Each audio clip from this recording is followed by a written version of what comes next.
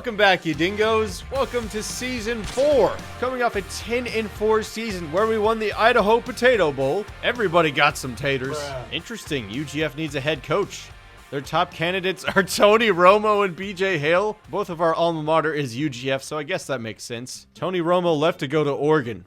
Interesting. I know he likes duck hunting, but I didn't know he wanted to be a duck. So they actually hired Tony Romo again. I didn't have to make a new one or anything. He went 2-10 at Oregon. Well, he's back where he belongs. Isn't it funny how that works out? Welcome back, Tony. Welcome back to the UGF Pandas. Man, that really does sound better than ya dingoes, doesn't it? I miss the Pandas. And of course, now is a good time for me to let you know that this video is brought to you by Squarespace. From websites and online stores to marketing tools and analytics, Squarespace is the all-in-one platform to build a beautiful online presence and run your business. But we'll hear more from Squarespace later on in the video. Oh, we got a new offensive coordinator and defensive coordinator. Joseph Gillespie as our defensive coordinator and Rod Carey as our offensive coordinator. I personally don't know who these people are, but you might. Let me know if you do know them in the comments below. Better believe we're spamming all this. Just max out the catching. Impact blocking, max that out. The pass blocking too. Dude, they won't be able to stop us. We have almost a maxed out offensive coordinator. And we already had a pretty dangerous offense last year. Everyone's just going to be so OP. Like Kevin Davidson gets 3 throw power and 3 accuracy added on top of that. His receivers can catch better. His runners can run better. We can block better. Oh man, we're going to be OP. And even the defensive coordinator's got a lot of upgrades too. Man, we're going to be so dangerous. Man, this has already been a successful offseason and we haven't even done much yet. Hakeem Perez left for a new job and so did our defensive coordinator, D. Elliott. Hakeem Perez, wow, he got signed at Auburn. They just won a national championship. Good for you, Hakeem Perez. Pandas and dingoes are certainly proud of you. So fun following everyone's backstory through it all. Oh no, we got players leaving. This is gonna make me sad. Well, this is a short list of people graduating, but at least it makes it easy for me in editing.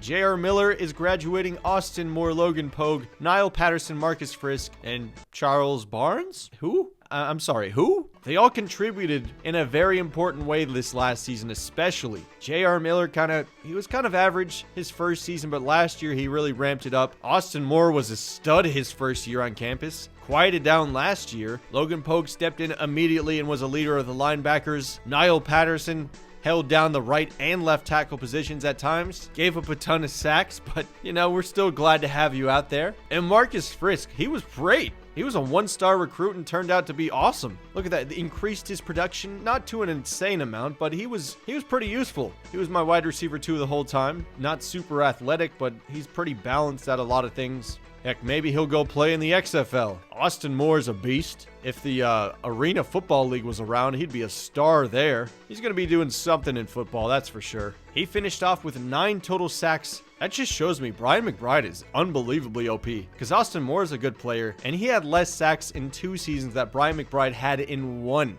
Sorry to take away your moment, Austin Moore. You were still good. Forced 3 fumbles your first year, got a pick 6 in that year too. We're gonna miss you. Logan Pogue, a Patreon recruit, came in as a leader for the defense. 5 sacks in his junior season, a pass deflection, 54 tackles. But I'm curious, what is Logan Pogue gonna be doing with his life after this? Good old Niall Patterson, another Patreon recruit, one of the first people to donate. I'm very thankful for him. He's been supporting for a long time. He got 8 total pancakes and 16 sacks given up, and he was not helped by our guards and center. Those guys are butt. But who cares about the stats? You helped the dingoes become what they are today, and we can't thank you enough. Let's get frisky. For a 1-star JUCO transfer recruit, he turned out to be amazing. Another Patreon recruit as well. You know we love you, Frisk. What do you think you're going to be doing after school? And Charles Barnes, did he even play a down? Well, no pancakes, only sacks given up. I don't know who you are or how you got into the football game, but at least you graduated. Draft results? Oh no, no data, no players. Well, that's just depressing. We still suck. Cliff Meyer. He went to the NFL. I mean, I'm not shocked. The guy was amazing. That 1 catch alone he had against us in the conference championship should be evidence enough he's a beast. Fresno State, dang, they had 6 people. San Diego State's tight end went. It was tough to try and cover him. He got 1 touchdown on us, if you remember that game.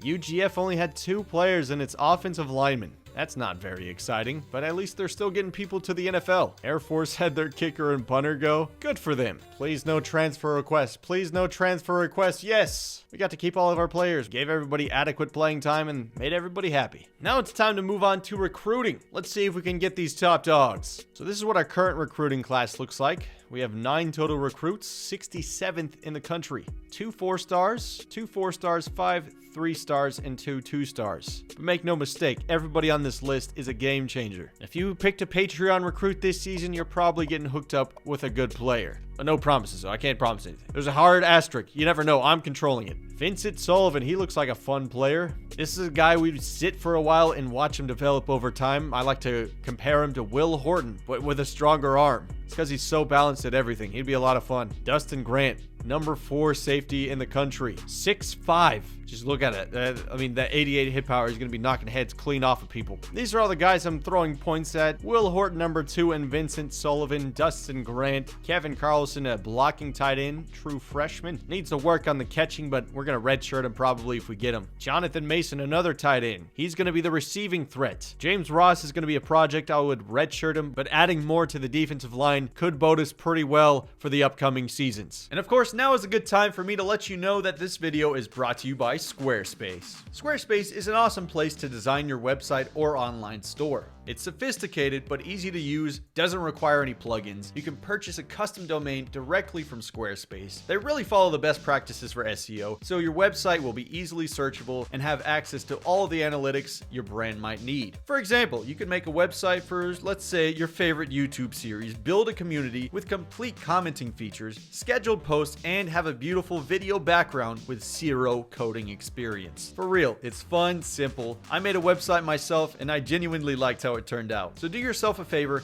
head on over to squarespace.com. You get a free trial, and once you're ready to launch, go to squarespace.com/nottheexpert to save 10% off your first purchase of a website or domain. Thanks again to Squarespace for sponsoring this video.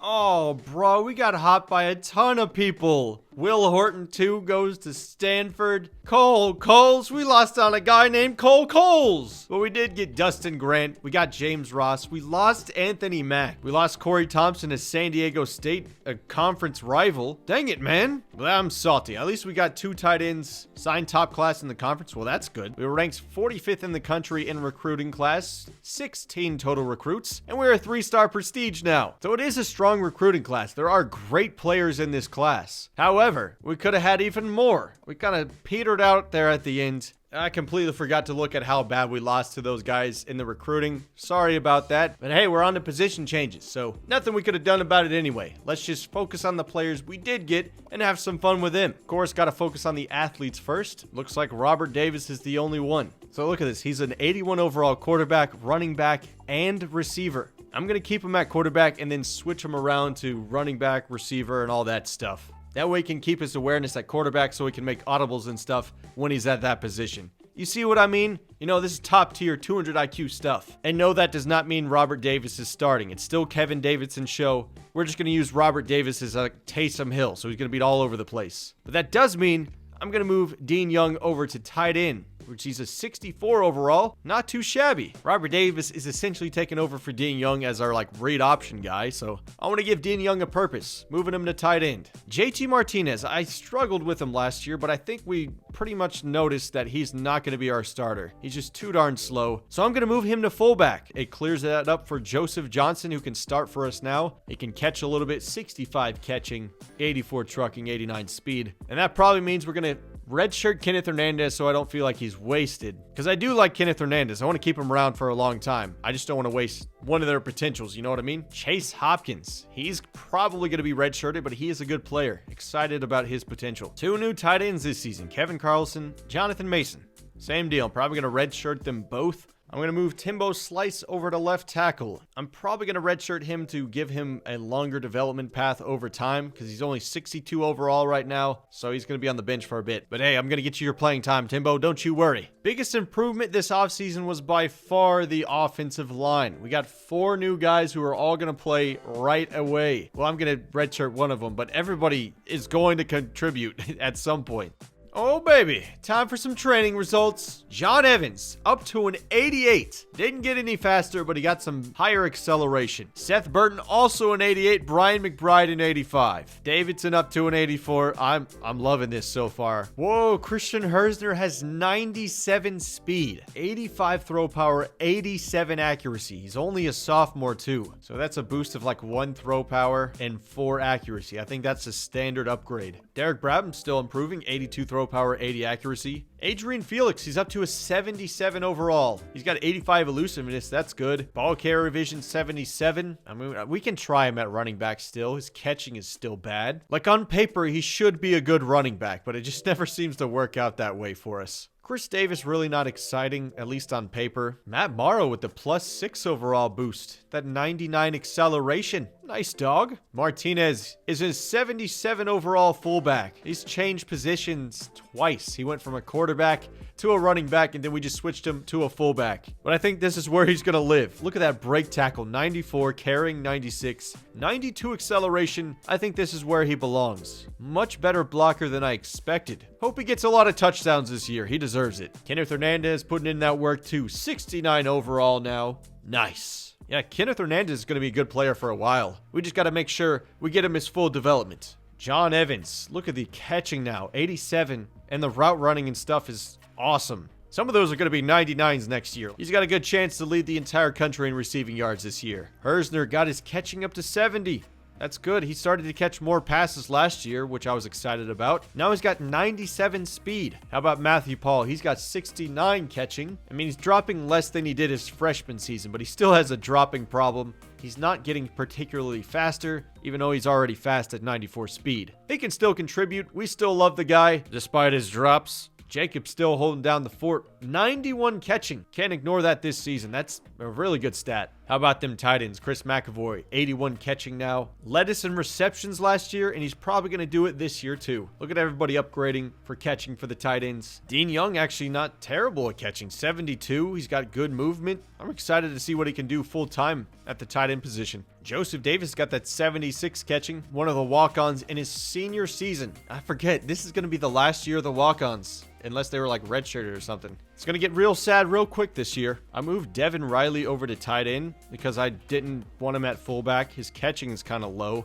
but he's got good speed for a tight end. Ooh, Timbo Slice putting in the work. 67 overall. Daniel Slaughter up to a 79. Moved him over to right guard, by the way. Brian McBride, 85 overall. He's got 90 power moves, 91 finesse as a sophomore. He's going to be awesome. He got 10 sacks last year. He might go for like 15 this year. He's going to be a monster. I moved Zach Roden to defensive tackle to give him more playing time. But actually, I think we're going to redshirt him because we have a bunch of seniors and I need to have players on the team next year. Hopefully, he's cool with that. Alex King, 74 overall. Another walk-on that's going to be a senior. He's got that 92 acceleration. You love it. Cameron Tipton, 78 overall, 93 excel. Can cover a little bit unless it's man coverage, then he's atrocious. Richard Pizer, 81 block shed. Nice. And a new guy who's going to be starting this year, Ryan Hynny. He's already a senior. He was a JUCO transfer last year, but now he's going to get his time to shine. Oh my God, Seth Burton is going to destroy people. 93 man, 95 zone, 90 play rec, 97 pursuit. He's essentially our Mike Marquardt of the series. Marcus Cush looks pretty good too, very fast. And awesome coverage. Cody Spicer, he was a hard hitter last year, even though his tackle's only 56 and his hit power 70.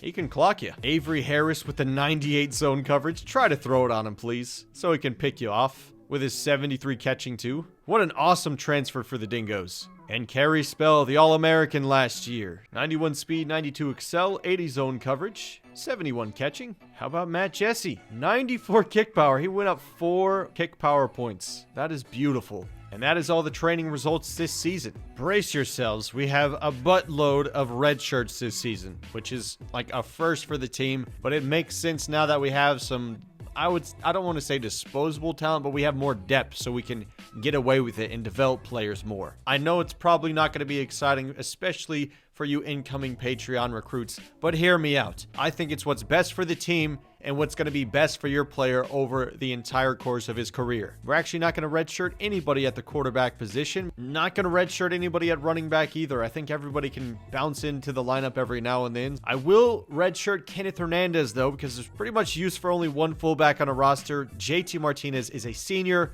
Hernandez is a sophomore. Redshirting 2 receivers, Chase Hopkins and Joe Ramsey. I don't think I've shown Joe Ramsey's stats yet, but here it is. He's kind of a weird player. 89 route running, 60 catching. So he can get in position all right, but you better believe he's not catching it. Chase Hopkins got some great speed. Needs to work on the catching, but then again, he's already got better catching than Christian Hersner and Matthew Paul, and he hasn't even played it down yet. Redshirting both of the freshman tight ends, Kevin Carlson and Jonathan Mason. Timbo Slice, you're getting redshirted. He will start eventually, but it's going to be a couple years until he gets his chance. I'm also redshirting Alonzo Jenkins, Jeremy Browning, the freshman, David Hearn, the right guard. I think that's pretty much it for the linemen.